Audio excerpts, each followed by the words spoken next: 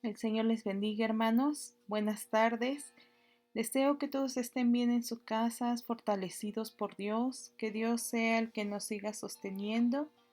Y vamos a dar gracias a Dios por este tiempo, hermanos, porque a pesar de esta situación, el Señor nos permite seguir escuchándole, seguir compartiendo de la palabra. Esa es una gran bendición, hermano, que todavía nosotros tenemos. Vamos a ir al libro de Isaías, capítulo 22, versículo 1 al 14. Usted, por favor, hermano, tome su Biblia, tenga cerca su Biblia para que juntos podamos ir y ver qué es lo que dice Dios a través de su palabra. Dice Isaías, capítulo 22, versículo 1 al 14. Profecías sobre el valle de la visión. ¿Qué tienes ahora que con todos los tuyos has subido sobre los terrados? Tú, llena de alborotos, ciudad turbulenta, ciudad alegre, tus muertos no son muertos a espada, ni muertos en guerra. Todos tus príncipes juntos huyeron del arco, fueron atados. Todos los que en ti se hallaron fueron atados juntamente, aunque habían huido lejos. Por eso dije, dejadme, lloraré amargamente. No os afanéis por consolarme de la destrucción de la hija de mi pueblo, porque el día es de alboroto, de angustia y de confusión, de parte del Señor Jehová de los ejércitos, en el valle de la visión para derribar el muro y clamar al monte. Y Elam tomó aljaba con carros y con jinetes, y Kir sacó el escudo. Tus hermosos valles fueron llenos de carros y de los de a caballo, acamparon a la puerta. Y desnudó la cubierta de Judá, y miraste en aquel día hasta la casa de armas del bosque. Visteis las brechas de la ciudad de David que se multiplicaron, y recogisteis las aguas del estanque de abajo, y contasteis las casas de Jerusalén, y derribasteis casas para fortificar el muro. Hiciste foso entre los dos muros para que las aguas del estanque viejo y no tuviste respeto al que lo hizo, ni mirasteis de lejos al que lo labró. Por tanto, el Señor, Jehová de los ejércitos, llamó en este día a llanto y a endechas, a raparse el cabello y a vestir cilicio.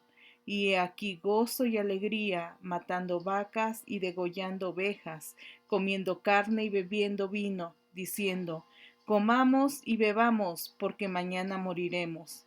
Esto fue revelado a mis oídos de parte de Jehová de los ejércitos, que este pecado no os será perdonado hasta que muráis, dice el Señor, Jehová de los ejércitos. Oramos, hermano. Amado Padre, muchas gracias, Señor, por este tiempo que permite, Señor, estar juntos por este medio, Padre. Gracias por la palabra que has de revelar, Señor, por medio de tu Santo Espíritu, amado Padre. Hoy rogamos, Señor, para que nuestra mente sea, Señor, dispuesta para escucharte, que nuestro corazón, Señor, esté rendido ante ti, Padre, por medio de tu palabra. A ti te damos la gloria, Señor, a ti te damos la honra y la alabanza por los siglos de los siglos. Amén. Bien, hermanos, vamos a ver qué nos muestra este capítulo acerca de lo que nos está hablando Isaías. Vemos que continúa hablando de juicios acerca de las demás naciones y en este versículo 22 él dice que es una profecía sobre el valle de la visión. Es lo que nos dice el versículo 1 del capítulo 22. Profecía sobre el valle de la visión. ¿Qué tienes ahora que con todos los tuyos has subido sobre los terrados? Nosotros, hermanos, debemos entender hacia quién va dirigida este juicio que Dios está anunciando por medio de Isaías. Nosotros entendemos quizá que es al valle de la visión, pero ¿qué será o dónde será este valle de la visión? ¿Dónde estará dispuesto? El mismo pasaje, hermanos, en el versículo 8 nos dice hacia quién va dirigido. Dice el 22:8, y desnudó la cubierta de Judá, y miraste en aquel día hacia la casa de armas del bosque. Nosotros vemos, hermano, que menciona a Judá. ¿Quién será el valle de la visión? Aquí lo menciona en el versículo 8 como Judá. Y también en el versículo 10 del mismo capítulo dice, y contasteis las casas de Jerusalén, derribasteis las casas para fortificar el muro. Nos está hablando acerca de la ciudad de Jerusalén. Entonces, de tal forma que nosotros entendemos, hermano, que esta profecía, esta visión que va a dar Isaías es acerca del reino del sur, de Judá. ¿Qué es lo que Isaías ve, hermano, en medio de toda esta situación acerca de la ciudad, de su pueblo? Dice Isaías 22:2, lo voy a leer en Nueva Traducción Viviente. Toda la ciudad está en un terrible alboroto. ¿Qué veo en esta ciudad tan parrandera? Hay cadáveres por todas partes. No murieron en batalla, sino a causa del hambre y de la enfermedad. ¿En qué consiste la visión que ve Isaías? Me llama mucho la atención, hermano, cómo describe a la ciudad. Dice que es una ciudad parrandera, una ciudad donde había continuamente fiestas, donde continuamente ellos estaban disfrutando. Esto también nos lo deja ver en el capítulo 5 de Isaías. Si nosotros vamos rápidamente al capítulo 5 de Isaías, versículo 11 al 13.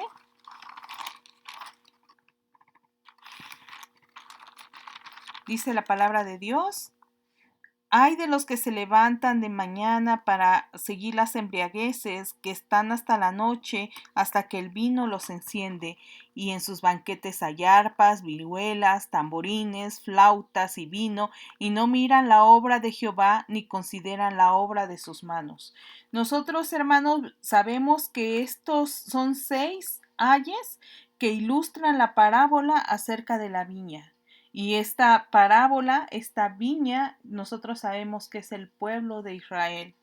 Entonces, de tal forma, hermano, que a través de este versículo 2, Isaías nos deja ver el carácter de esta ciudad. Pero, ¿cuál es el contenido de la visión de Isaías? Él dice que hay cadáveres por todas partes. Pero no murieron de guerras, hermanos. En ese tiempo estaban enfrentándose imperios contra imperios. En ese tiempo ya había caído el reino del norte, Israel. Pero dice que estos muertos que Isaías ve no son a causa de la batalla. En otras versiones dice no son a causa del arco, no son por las flechas. ¿Cuál es la causa, hermanos, de estos muertos? Dice que es a causa del hambre y de la enfermedad. Continuamos viendo en qué consiste la visión de Isaías. Todos tus líderes huyeron, se rindieron sin ofrecer ninguna resistencia. Los habitantes trataron de escabullirse, pero también fueron capturados. Vamos a entender, hermano, qué es lo que está viendo Isaías. Está viendo muertos, pero no por guerra, no por una lucha, sino por ellos murieron a causa del hambre y de enfermedad. Y además que ve que todos sus líderes, sus reyes, sus líderes religiosos, ¿qué hacen? Se rinden sin ofrecer ninguna resistencia.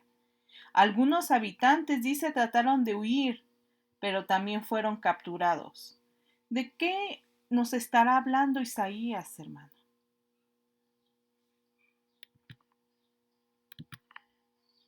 Debemos de pensar esto.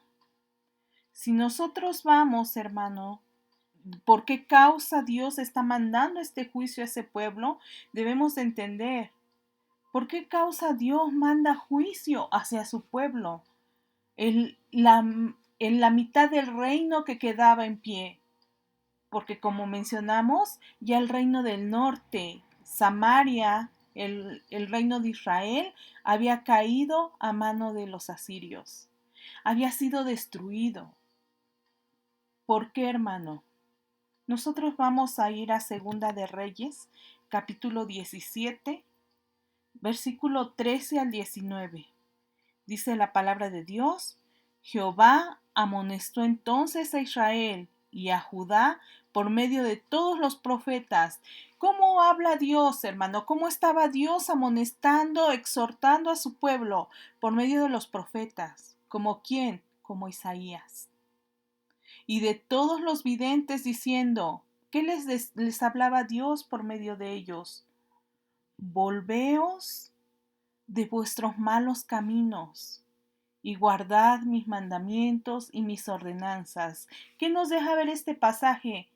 Que el pueblo de Dios, hermano, el pueblo que debería de estar buscando a Dios continuamente, ese pueblo que debería de vivir bajo los mandamientos y ordenanzas de Dios, no lo estaba haciendo. Continúa diciendo, conforme a todas las leyes que yo prescribí a vuestros padres y que os he enviado por medio de mis siervos los profetas. Dios continuamente estuvo hablando a su pueblo. Vuelvan de sus malos caminos, guarden mis mandamientos. Dice, ¿cuál fue la reacción del pueblo, hermano? La respuesta del pueblo fue, mas ellos no obedecieron. Antes endurecieron su cerviz, como la cerviz de sus padres, los cuales no creyeron en Jehová su Dios, y desecharon sus estatutos y el pacto que él había hecho con sus padres, y los testimonios que él había prescrito a ellos, y siguieron la vanidad y se hicieron vanos. ¿De qué forma actuó este pueblo, hermano? Dios les decía, tienen que volverse de sus caminos. Tienen que guardar mis mandamientos por medio de todos los profetas. Pero ellos, ¿qué hicieron? No quisieron y se fueron tras la vanidad, dice, se hicieron vanos. Y fueron, seguimos leyendo, en pos de naciones que estaban alrededor de ellos, de las cuales Jehová les había mandado que no hiciesen a la manera de ellas. Hermanos, en este tiempo de Isaías nosotros también vemos alianzas que se hacían entre los pueblos contra otro pueblo más poderoso. Hemos visto la unión que hizo Israel con Egipto para unirse contra los asirios. Pero ¿qué pasó? Los asirios vencieron y llegaron sobre Egipto y llegaron sobre Israel. De la misma forma, hermanos, ellos se unían, el reino de Judá quiso hacer lo mismo, pero eso Dios les había dicho que no lo hicieran. También se estaban amoldando a la forma de vida que ellos llevaban.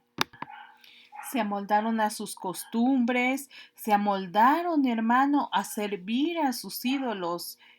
Dice, dejaron todos los mandamientos de Jehová, dejaron todos los mandamientos de Jehová su Dios. Y se hicieron imágenes fundidas de 2 becerros y también imágenes de acera, y adoraron a todo el ejército de los cielos, y sirvieron a Baal, e hicieron pasar a sus hijas y a sus hijos por fuego. ¿Qué hicieron, hermanos?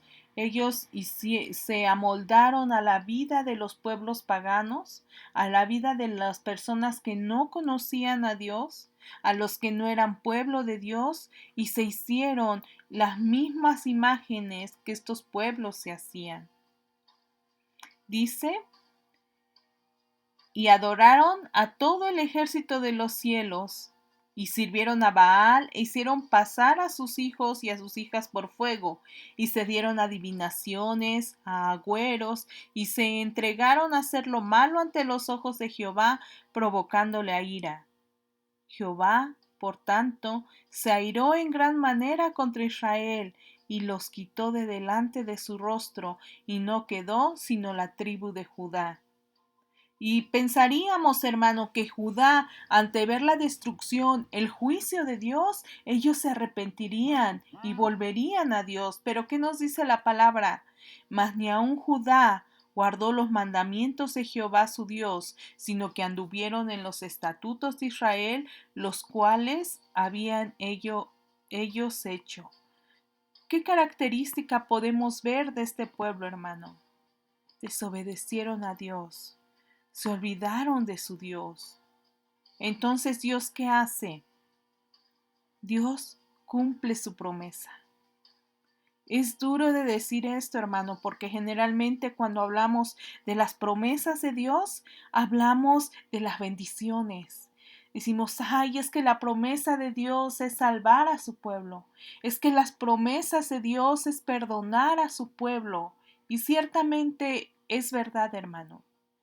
Dios tiene ese poder y lo ha hecho en diferentes ocasiones. Pero se nos olvida muchas veces, hermano, la otra parte de la promesa, que no nos agrada, la promesa que no nos gusta escuchar. Vamos a ir a Deuteronomio, capítulo 28, versículo 15. La primera parte, los primeros versículos de Deuteronomio capítulo 1 al 14 nos habla de bendiciones, de lo que nos gusta escuchar. Y bendito serás en la tierra, y yo te bendeciré, y la tierra será bendita y dará frutos. Todo eso es lo que nos gusta escuchar. Pero a partir del capítulo 15, hermano, en adelante, hasta el versículo 58, versículo 15 al 58, nos habla de las maldiciones de Dios. Y esto también es promesa, hermanos, de Dios. También es un pacto, también es parte del pacto que Dios está haciendo con su pueblo. Dice el versículo 15, pero acontecerá, si no oyeres la voz de Jehová tu Dios, para procurar cumplir todos sus mandamientos y sus estatutos que yo te intimo hoy, que vendrán sobre de ti todas estas maldiciones y te alcanzarán. Hermano, ¿por qué razón vienen estas maldiciones? Por no escuchar la voz de Dios, por no cumplir los mandamientos y los estatutos. ¿Qué es lo que había hecho tanto el pueblo de Israel como el pueblo de Judá, hermano? Se habían olvidado de Dios. No estaban cumpliendo, habían desechado los mandamientos y los estatutos de Dios. ¿Para qué? Para seguir la vanidad, para seguir a los ídolos de los otros pueblos, y se hicieron vanos. Y nosotros seguimos leyendo, hermano, diferentes maldiciones que Dios está lanzando sobre aquel pueblo que no oye la voz de Dios y que no cumple sus mandamientos. Pero yo quiero avanzar hasta el versículo 47.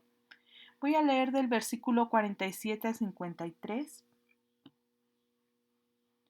Dice la palabra de Dios: por cuanto no serviste a Jehová tu Dios con alegría y con gozo de corazón, por la abundancia de todas las cosas, servirás por tanto a tus enemigos que enviare Jehová contra ti. ¿Qué es lo que nos está diciendo? Por cuanto tú no quisiste, desechaste los mandamientos de Dios, las ordenanzas de Dios, ¿qué va a hacer Jehová? Te va a entregar a los enemigos. Vas a servir a esos enemigos, con hambre y con sed y con desnudez y con falta de todas las cosas. ¿De qué forma ellos van a servir, hermano? Con hambre, con sed y desnudez. Todas esas cosas les van a faltar. Y él pondrá yugo de hierro sobre tu cuello. ¿Quién? Ese enemigo. Va a poner un yugo de hierro. ¿Hasta qué? Hasta destruirte. Jehová traerá contra ti una nación de lejos, del extremo de la tierra, que vuele como águila, nación cuya lengua no entiendas, gente fiera de rostro, que no tendrá respeto al anciano, ni perdonará al niño, y comerá el fruto de tu bestia y el fruto de tu tierra, hasta que perezcas. ¿Qué nos está diciendo Dios? Este enemigo se va a llevar todo, va a comer todo lo que la tierra, lo que tus animales den. Entonces, ¿qué va a pasar con ellos, hermano? Van a morir, pero no a causa de las flechas. Examinemos lo que nos está diciendo Dios. Ellos se van a comer todo, se van a llevar todo lo que den sus animales, todo lo que dé la tierra. ¿Hasta qué punto? Hasta que ellos ya no tengan que comer, hasta que el pueblo de Dios ya no tenga que comer y perezca, dice. Y no te dejará grano, ni mosto, ni aceite, ni la cría de tus vacas, ni los rebaños de tus ovejas, hasta destruirte. Pondrás sitio a todas tus ciudades hasta que caigan tus muros altos y fortificados en que tú confías. ¿En dónde estaban poniendo ellos su confianza, el pueblo de Dios? En esos muros altos y fortificados, eh, en los que ellos habían puesto su confianza. Dice, sitiará pues todas tus ciudades y toda la tierra que Jehová tu Dios te hubiera dado, y comerás el fruto de tu vientre. ¿Qué está diciendo Dios, hermano? En este juicio, ellos se iban a comer a sus hijos. Dice, la carne de tus hijos y de tus hijas que Jehová tu Dios te dio, en el sitio y en el apuro con que te angustiará tu enemigo. Hermano, esto es parte del pacto de Dios. Si ese pueblo, hermano, no escucha la voz de su Dios, si este pueblo no cumple los mandamientos de Dios, ¿qué iba a pasar? Todo lo que acabamos de leer. ¿En qué situación está el pueblo en el tiempo de Isaías, hermano? En la situación de adorar a sus ídolos, de confiar en sus muros, de confiar en sus fuerzas. En esta situación está el reino de Judá. Nosotros lo leímos, hermano, en el Segunda de Reyes. ¿De qué forma se había corrompido este pueblo? ¿De qué forma había adulterado este pueblo con las naciones? Hermano, este juicio se llevó a cabo. Esto que vio Isaías, hermano, se cumplió. En el año 586 vinieron los babilonios, sitiaron la ciudad. La gente murió de hambre y se comían entre ellos. Algunos intentaron escapar, algunos reyes, pero los capturaron. Ustedes lo pueden leer, hermanos, en el libro de Jeremías y Lamentaciones, el juicio terrible que mandó Dios a su pueblo. ¿Por qué? Porque no oyeron la voz de Dios, porque no cumplieron los mandamientos y los estatutos que Dios había ordenado.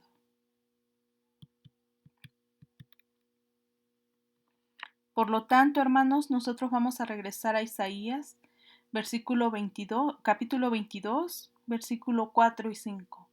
Isaías está viendo este juicio de Dios. Isaías ve lo terrible y doloroso que será este juicio para el pueblo. Y él expresa lo siguiente. Dice el 4 y 5, déjenme solo, no traten de consolarme.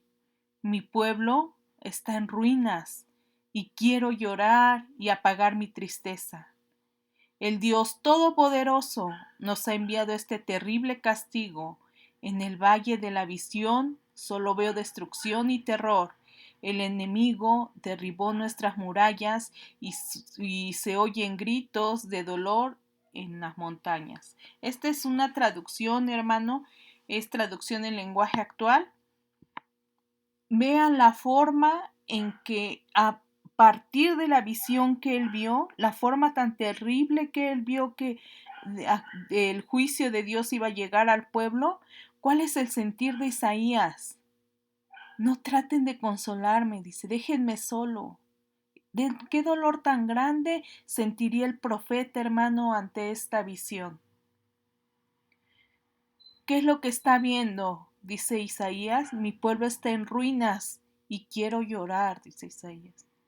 ¿Qué dolor tan grande, hermano, tendría Isaías al ver a su pueblo destruido, al ver esta situación que está dibujando de que se iba a estar sitiado, no iba a haber comida, los muertos que iban a estar ahí no iban a ser por las flechas, sino de hambre? Dice, en medio de todo esto que dice Isaías, el Dios Todopoderoso, Él reconoce que proviene de Dios el juicio. Nos ha enviado este terrible castigo. En el valle de la visión que dice Isaías, en Jerusalén, en Judá, solo veo destrucción y terror. El enemigo, ¿quién envió ese enemigo, hermanos? Dios. Derribó nuestras murallas y se oyen gritos de dolor en las montañas. Debemos nosotros entender, hermano, en estos dos versículos cómo es Dios. Dios es el Dios todopoderoso, hermano, que utiliza ese poder grandioso para enviar ese terrible castigo a su pueblo.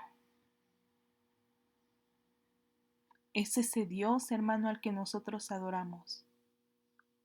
¿Qué tan grande es el castigo? Todas las murallas serán derribadas, esas en las que ellos confiaban, en las que el pueblo había puesto su confianza. Y los gritos, hermano, de dolor se van a escuchar hasta las montañas. Qué terrible situación, hermano. Se entiende el dolor de Isaías al ver esta situación. Esa es la reacción del profeta de Dios. Esa es la reacción de alguien que tiene su comunión con Dios. Pero hay otra reacción, hermano, que es del pueblo. Nosotros vemos en el capítulo 6 y 7 cómo Isaías ve al enemigo a la puerta, dice. Lo veo cerca, está ya a la puerta, ya tiene preparado el arco y los escudos. Y ahora quiero ver, hermano, la reacción que tuvo el pueblo al escuchar esta profecía de Isaías. Capítulo 22, versículo 8, Nueva Versión Internacional dice: Judá se ha quedado indefensa. Aquel día ustedes se fijaron en el arsenal del palacio del bosque. Es interesante, hermano, cómo es la reacción del pueblo de Dios.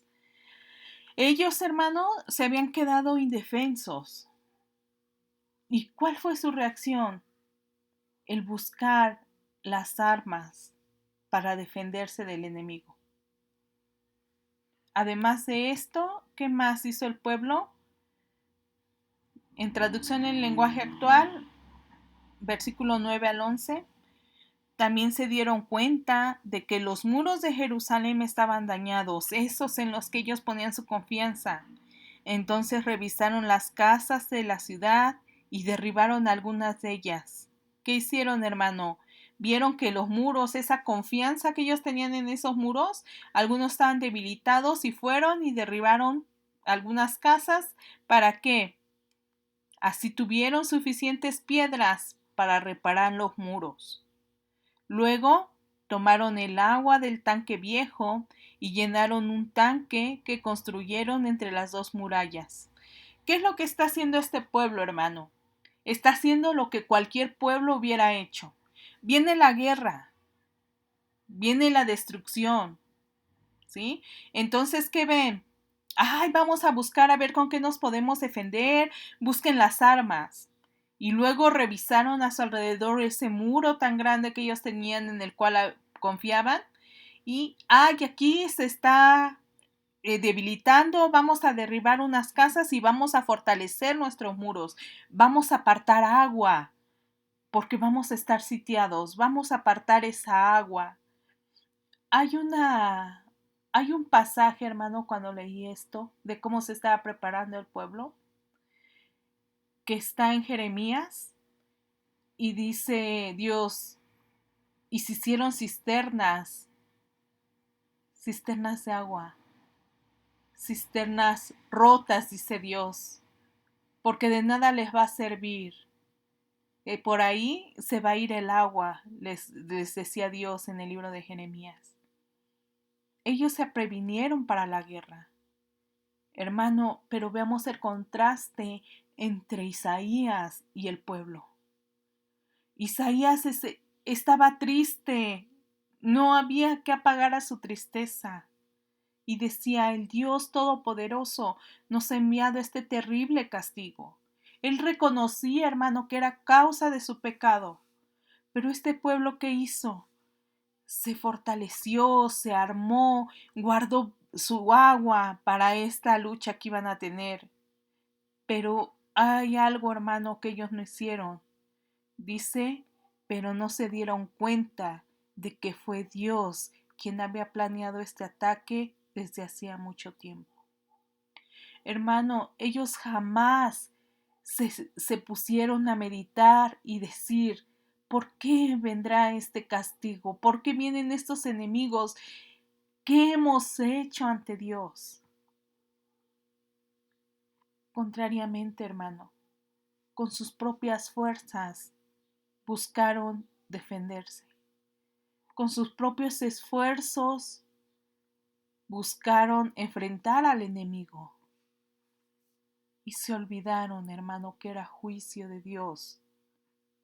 No recordaron que Dios les había dicho que si ellos no guardaban sus mandamientos, que si ellos no tenían esa comunión con Él, ellos iban a ser destruidos.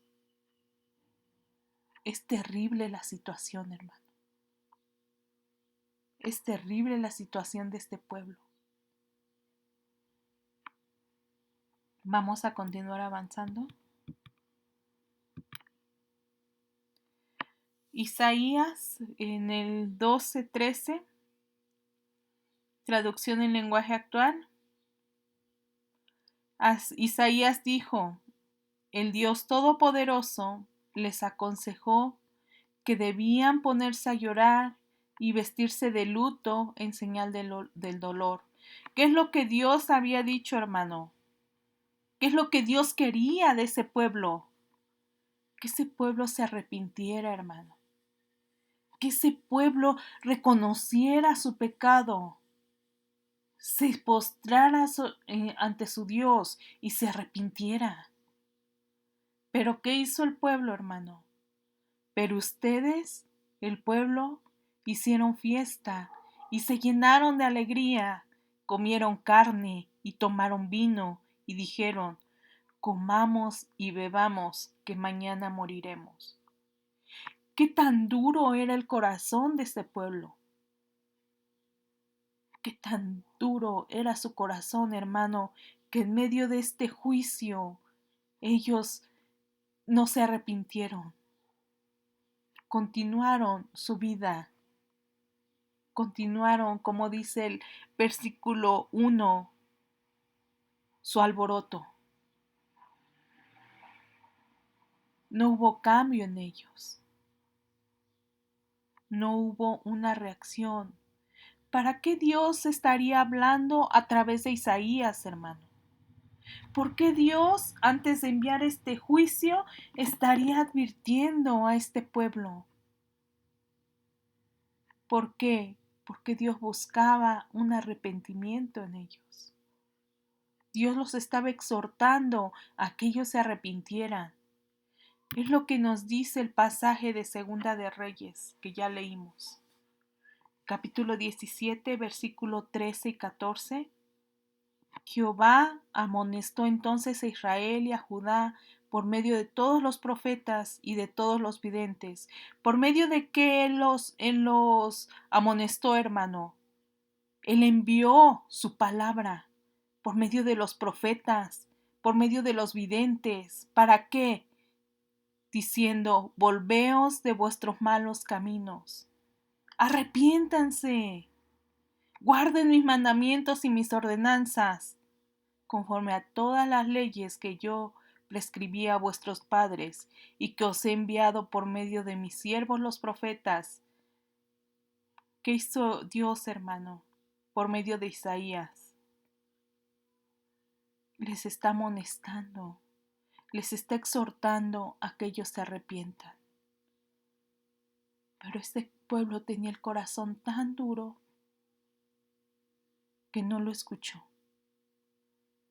Que antes, hermano, de reconocer su pecado delante de Dios, de arrepentirse, de clamar a Dios, de cambiar su forma de vida, ellos buscaron armarse, buscaron sus armas, buscaron reforzar los muros, buscaron proveerse agua. ¿Cómo estamos, hermano, nosotros actuando hoy día? Continuamente el Señor nos dice, vuelvan a mí, tengan su relación conmigo, Vayan a mi palabra, pueblo mío. ¿Seguimos endureciendo nuestro corazón? ¿Seguimos sin escuchar los mandamientos de Dios? Y vienen llamadas, hermano, de Dios, y vienen cosas, y nosotros con nuestras propias fuerzas, hermano, tratamos de vencer. Vamos a continuar.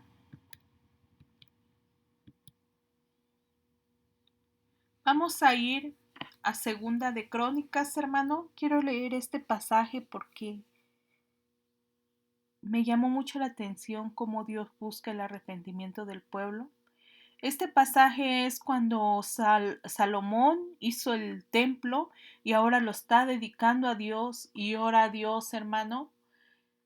Tiene una oración para Dios y Dios le responde varias cosas, pero esta parte yo lo quise poner para que la reflexionemos.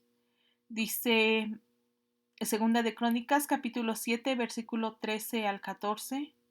Si yo cerrare los cielos para que no haya lluvia, y si mandare a la langosta que consuma la tierra, o si enviare pestilencia a mi pueblo. ¿Qué está diciendo Dios, hermanos? Si yo mandare juicio a mi pueblo.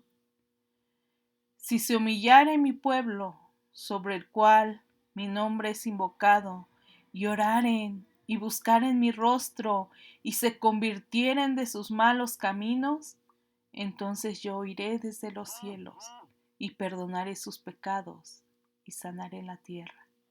¿Qué nos está diciendo Dios, hermano?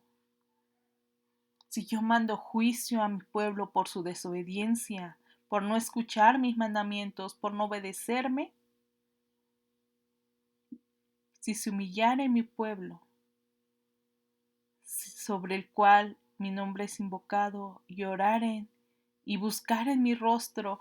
Pero ¿cómo debe de ser este arrepentimiento, hermano? ¿Como remordimiento que uno siente? No, que sigue diciendo, y se convirtieren de sus malos caminos. ¿Qué es convertirse de sus malos caminos, hermano? Nosotros vamos por un camino que está pedregoso, lleno de hoyos, lleno de lodo, y vamos caminando por ese camino y nos aferramos a seguir por ese camino.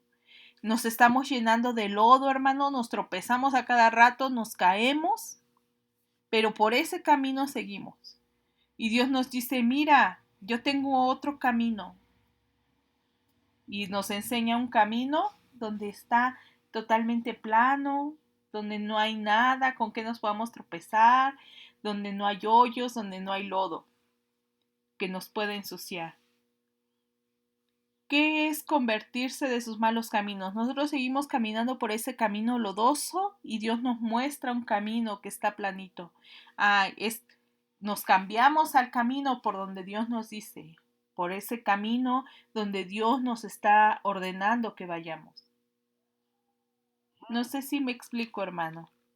Íbamos por un camino malo y Dios nos muestra, nos enseña, nos manda, nos ordena un camino diferente. ¿Qué vamos a hacer? Cambiar de camino. Ya no andamos por el lodoso, por el pedregoso, donde nos caíamos, donde nos llenábamos de lodo, donde andamos todos sucios. Ahora andamos por un camino diferente. Un cambio de vida. Un cambio totalmente, hermano, de circunstancia. No es un arrepentimiento que digamos, ay, perdóname, Señor, pero sigamos caminando por ese camino lleno de lodo, sino es un cambio de dirección, dice que ese es arrepentimiento, un cambio de dirección, un cambio en la dirección opuesta a donde íbamos caminando. Entonces, cuando hay esa transformación, hermano, ¿qué dice Dios? Yo iré desde los cielos y perdonaré sus pecados y sanaré la tierra. Esta es una promesa, hermano, también de Dios, pacto de Dios. Continuamente Dios habla a su pueblo por medio de sus profetas. Para esto, hermano, para que ellos se vuelvan de sus caminos, para que ellos cambien el rumbo de su vida a una vida guiada por los mandamientos de Dios, a una vida guiada por los estatutos de Dios. En ese tiempo, hermano, Dios les habló por los profetas. Y ahora nosotros, mira lo que dice Hebreos. Hebreos capítulo 1, versículo 1 al 3. Dios, habiendo hablado muchas veces y de muchas maneras en otro tiempo a los padres por los profetas. ¿De qué tiempo nos está hablando, hermano? Del tiempo de Isaías, de todo el Antiguo Testamento nos está hablando Dios. Dice que Él había hablado de muchas veces y de muchas maneras. ¿Para qué, hermano?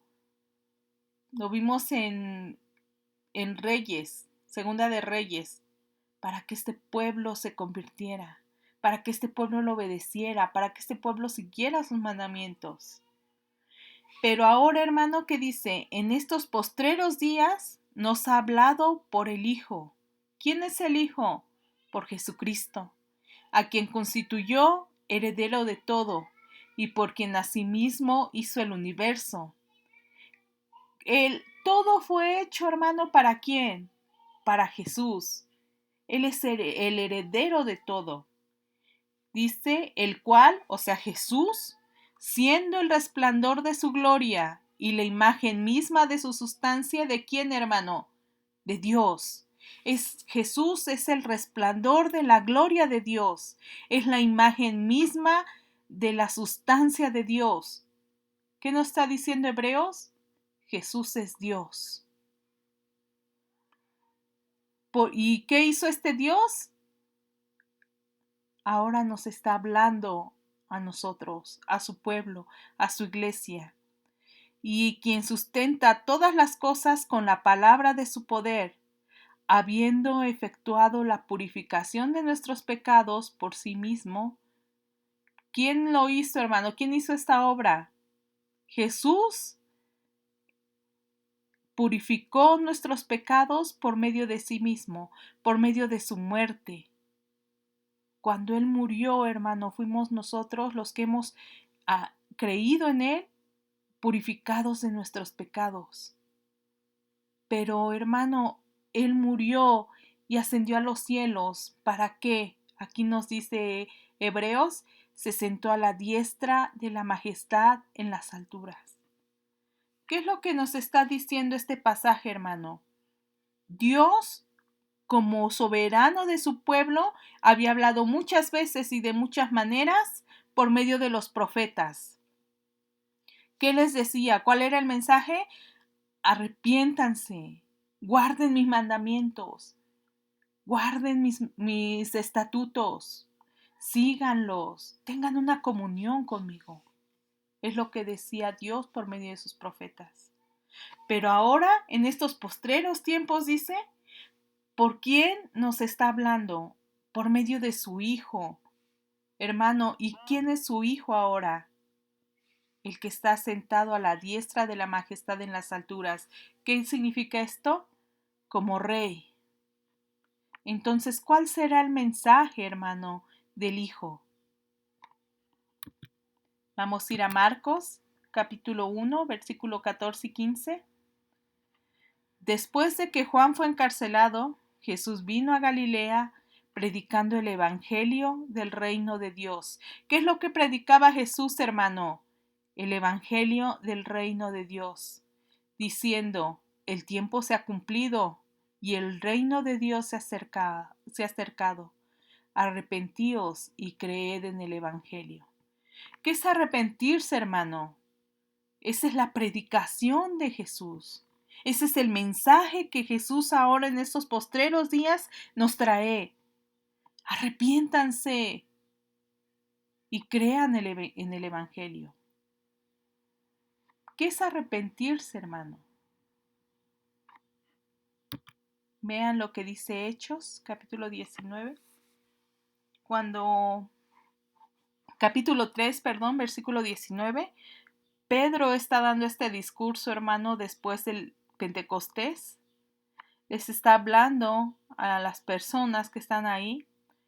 Les menciona que ellos en su ignorancia crucificaron al Señor Jesucristo. Y después de esto dice, pero lo hicieron por su ignorancia. Y les insta en este versículo. Así que arrepentíos y convertíos para que sean borrados vuestros pecados. ¿Qué es lo que ellos tienen que hacer, hermano? Arrepentirse. ¿Cuál era la predicación de Jesús? Arrepiéntanse y creed en el Evangelio. ¿Qué es creer en el Evangelio según Hechos 19, Hechos 3:19? Convertirse. ¿Pero convertirse de qué? Recordemos, hermano, Jesús ahora es el Rey sobre su iglesia, sobre su pueblo. Vamos a leerlo. Hermano, yo lo busqué este mismo pasaje en Palabra de Dios para Todos. Dice, por tanto, cambien su manera de pensar y de vivir. ¿Qué es arrepentirse? Cambien su manera de pensar y de vivir. Vuélvanse a Dios y Él perdonará sus pecados. ¿Qué es convertirse? Vuélvanse a Dios. Hay otro pasaje, hermano, que lo explica de forma más amplia. Colosenses capítulo 1, versículo 9 al 14. Por lo tanto, desde que supimos, esta es palabra de Dios para todos. Nos dice esta palabra. Por lo tanto, desde que supimos todo eso, está hablando a la iglesia de Colosas, no hemos dejado de orar por ustedes. Pedimos a Dios que los llene de conocimiento para entender su voluntad. Aquí quiero hacer un paréntesis, hermano, y quiero poner en la atención en la oración que hace Pablo por la iglesia de Colosas. Dice que él ha pedido a Dios que los llene de conocimiento para entender su voluntad, que les dé toda clase de sabiduría y entendimiento espiritual, para que así vivan de la manera que dé honor al Señor y para que le agraden en todo. Este paréntesis va relacionado, hermano, a cómo estamos orando nosotros. ¿Qué es lo que estamos pidiendo a Dios? ¿Qué es lo que estamos pidiendo por nuestra iglesia? Generalmente, hermano, tenemos peticiones de oración acerca de los problemas que tenemos, de los problemas de salud. Y es bueno acercarse a Dios en oración, hermano. Pero vean cuál es la oración de Pablo por esta iglesia de Colosas. Pablo pide a Dios que los llene de conocimiento para entender su voluntad y que les dé toda clase de sabiduría y entendimiento espiritual, hermano. ¿Para qué? No para que vayan y den servicios y enseñanzas y enseñen a los demás, sino para que ellos, aquel que esté lleno de sabiduría y entendimiento, viva de una manera que dé honor al Señor y que le agrade en todo. Relacioné, hermano, la meditación bíblica con este pasaje. Cada uno de nosotros sabe, hermano, que el propósito de la meditación bíblica es conocer a Dios, conocer quién es nuestro Dios y cómo se relaciona ese Dios vivo conmigo. Este conocimiento, hermano, es a través de la Biblia. Que ese Dios no está lejos de mí, sino es mi Dios. Y encontramos también enseñanzas de los personajes. Pero no nos llenamos de sabiduría, hermano, sino encontramos esas enseñanzas para poder vivir en la voluntad de Dios. Sí es necesario, hermano, que estemos orando por la iglesia. Es necesario que estemos orando por cada uno de nosotros. ¿Para qué, hermano? Para que Dios nos llene de conocimiento, para que podamos entender su voluntad. Que nos dé toda clase de sabiduría, hermanos, y de entendimiento espiritual para vivir de una manera que le dé honor al Señor. Para que por medio de nuestra obediencia el Señor reciba toda la gloria y toda la honra. Ese es el propósito, hermano, de la meditación. Y en mi corazón oro para que cada uno de ustedes lo esté haciendo, hermano. No para llenarnos de información, sino para esto. Para que podamos tener conocimiento, hermano, de su voluntad. Para que podamos conocerle y de esa manera nuestras vidas le glorifiquen. Estemos orando, hermano, por cada uno de nosotros. Estemos orando por la iglesia universal, porque en cada uno, hermano, hay el conocimiento de Dios. Dice, continuamos leyendo, que pueda dar una cosecha de toda clase de obras buenas y que crezcan en el conocimiento de Dios. Hermano, vean la oración de Pablo. Que les fortalezca el poder glorioso de Dios para que puedan resistir con paciencia. Con alegría darán gracias al Padre por considerarnos dignos de compartir la herencia que tiene preparada para todos los que pertenecen al pueblo de Dios y viven en la luz. Hermanos, vean qué hermosa oración de Pablo. Ojalá y nosotros tengamos el mismo sentir de orar de la misma forma, primeramente por nosotros y después por cada uno de los miembros de la iglesia, de las iglesias de México, hermano, y de las iglesias del mundo. Que cada uno pueda llenarse del conocimiento de Dios, del conocimiento de su voluntad, para obedecerle y para glorificarle. Que seamos fortalecidos, hermanos, en medio de cualquier situación.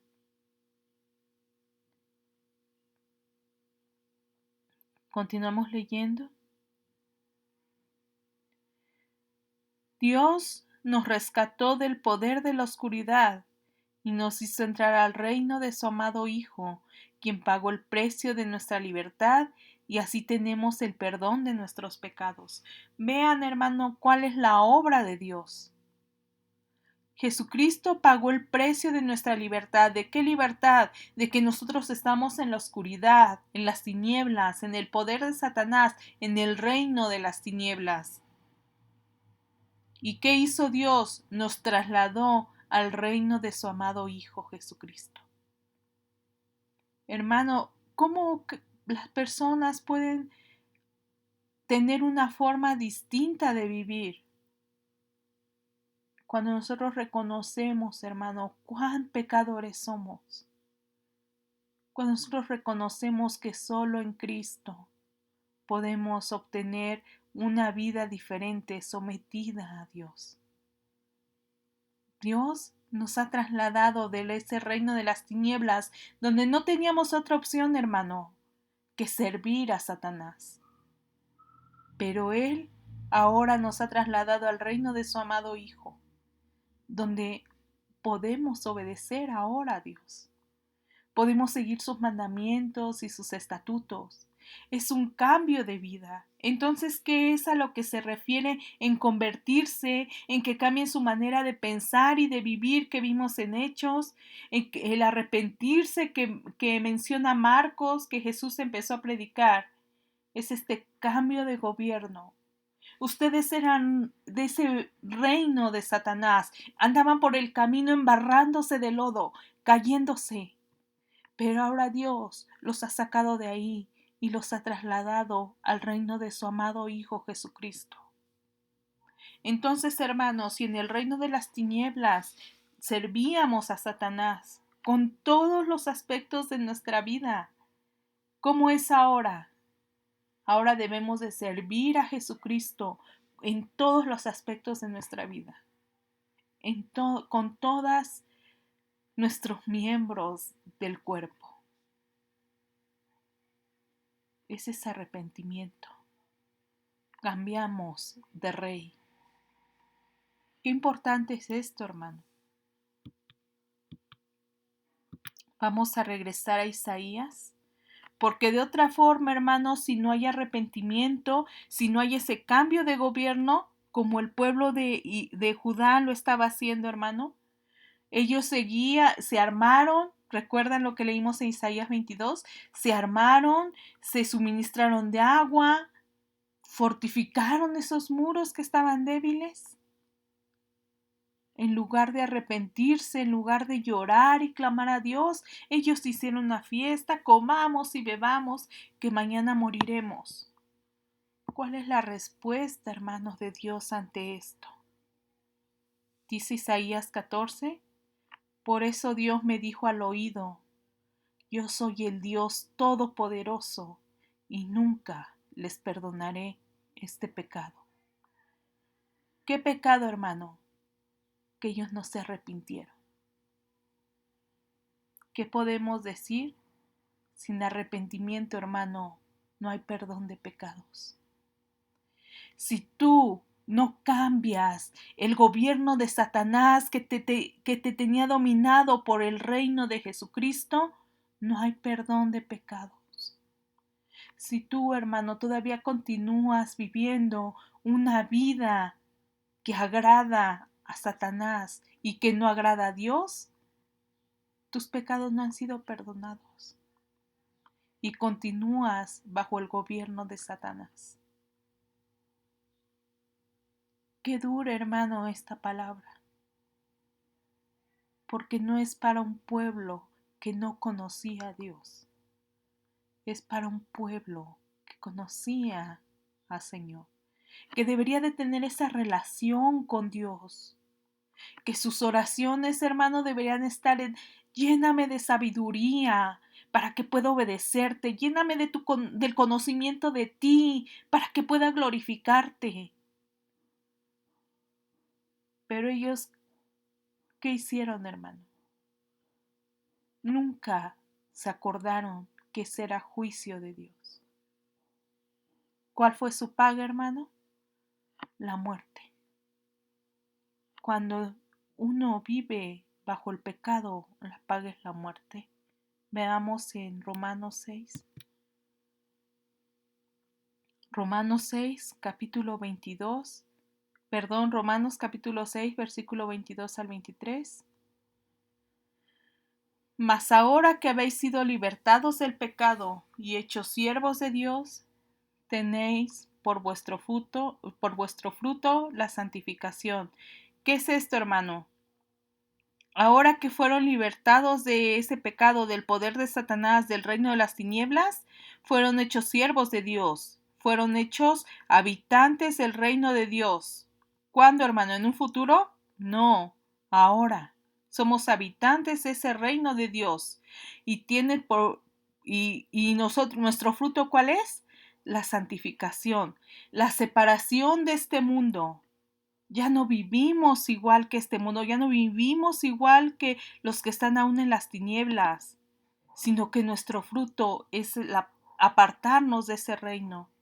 Y esa vida, hermano, tiene como fin la vida eterna, que ya estamos viviendo hoy. Somos partes de esa vida eterna que va a ser que va a ser perfeccionada en la segunda venida de nuestro Señor Jesucristo. Veamos lo que sigue diciendo, porque la paga del pecado es muerte. Hermano, ¿cuál es la paga? ¿Cuál es la recompensa por vivir bajo el gobierno de Satanás? La muerte. Pero si tú vives bajo los estatutos de Jesucristo, bajo el gobierno de Dios, ¿qué dice? Mas la dádiva de Dios es vida eterna en Cristo Jesús, Señor nuestro. Hermanos, ¿cuál es la diferencia entre nosotros y las personas del mundo? Ahora que estamos pasando por esta situación del coronavirus, también nosotros nos vemos afectados y hermanos cercanos a nosotros han fallecido, han partido con el Señor. Pero como comentaba anteriormente en predicaciones anteriores, Hay un abismo, hermano, de diferencia entre aquellos que no conocen a Dios y nosotros. ¿Y cuál es? Aquel que aún no se ha arrepentido, hermano. Aquel que aún no ha buscado a Dios. Su paga va a ser la muerte.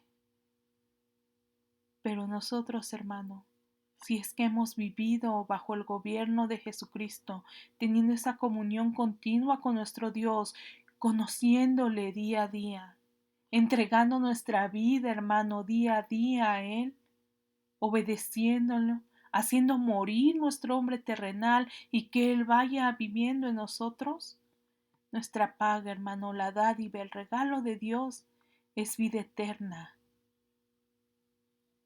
Vean qué abismo de diferencia hay. Hoy, hermano, quería compartir este juicio de Dios para que nosotros también reflexionemos en nuestra vida. Para que nosotros también nos veamos, hermano, a través de estas malas decisiones que tomó el pueblo, hermano. Pero en esas malas decisiones se les fue la vida. No quisieron arrepentirse, hermano. No reconocieron a Dios como su Dios. Buscaron otros medios para tratar de salvar, para tratar de pelear contra el enemigo, hermano. Pero ¿qué nos muestra Dios? Esos medios no son los correctos. El único que puede ayudarnos a vencer a nuestro enemigo, hermano, que es Satanás, que es el pecado, es Dios gobernando nuestras vidas. Es una exhortación, hermano, nuevamente, a que cada uno de nosotros podamos ir a conocer a nuestro Dios.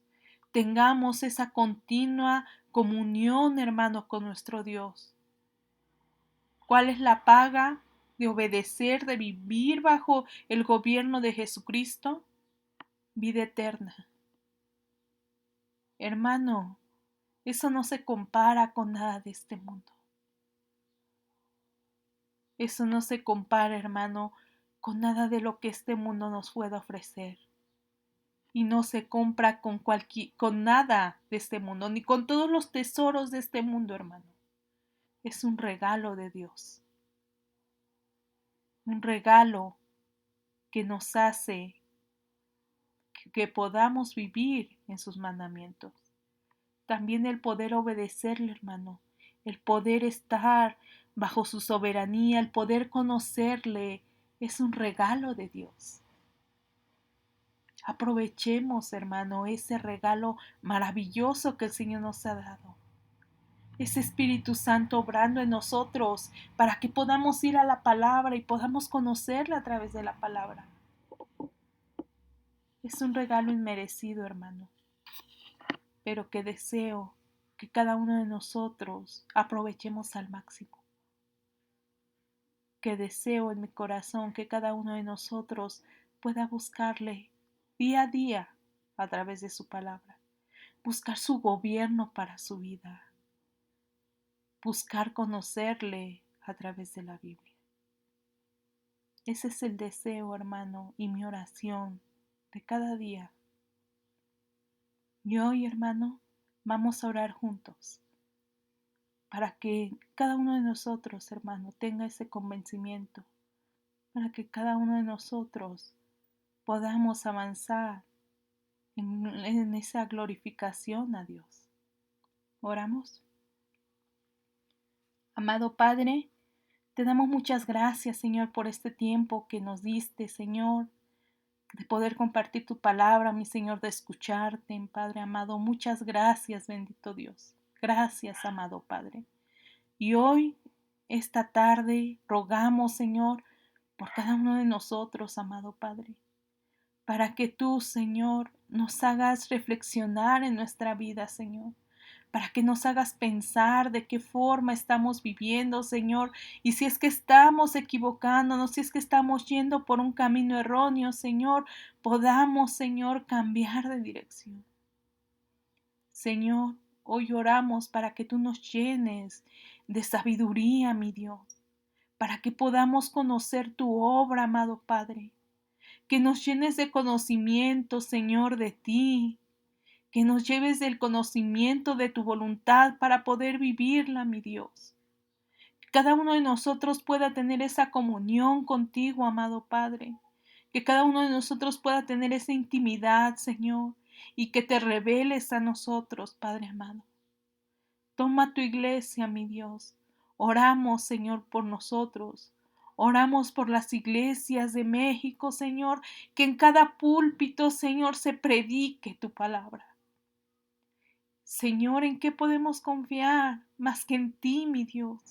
Vemos este pueblo, Señor, que quiso, Padre mío, armarse y defenderse contra el enemigo con sus propias fuerzas, Señor, pero vimos, Padre, cuál impotente es el hombre ante tu mano poderosa. Ayúdanos, Señor, a confiar plenamente en ti. Ayúdanos a entregar nuestra vida, Señor. Ayúdanos a conocerte a través de tu palabra. Tómanos, mi Dios. Te bendecimos, Señor. Te honramos porque tú eres el único y sabio Dios, el único merecedor de toda la gloria, de toda la honra y la alabanza, Señor. Te amamos y te bendecimos en el nombre de Cristo Jesús. Amén y amén. Hermanos, muchas gracias. El Señor les bendiga. Continuemos orando, hermano, por esta situación para que Dios pueda seguirnos afirmando, hermano, para que Dios siga utilizándonos, que más personas puedan conocerle, hermano, por medio de su iglesia. Sigamos orando por las necesidades de los hermanos para que sean fortalecidos por Dios, hermano, por aquellos hermanos que han tenido pérdida de familiar, para que Dios los siga fortaleciendo, para que busquen su rostro, hermano, para que no olviden de sus misericordias. El Señor les bendiga, hermano, que tenga buena noche.